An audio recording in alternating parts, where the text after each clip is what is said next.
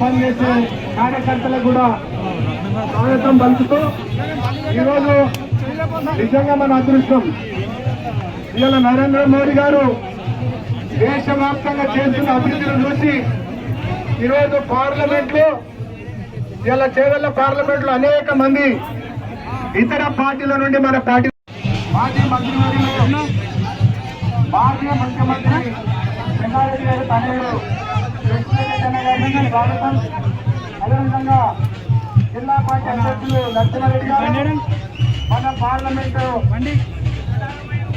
నియోజకవర్గం మల్లారెడ్డి గారు, ఈ పార్లమెంట్ నియోజకవర్గంలో పోటీ చేసిన సోదరులకు అందరికీ, వేదిక మీద పెద్దలకు ఈ కార్యక్రమంలో పాల్పంచుకున్న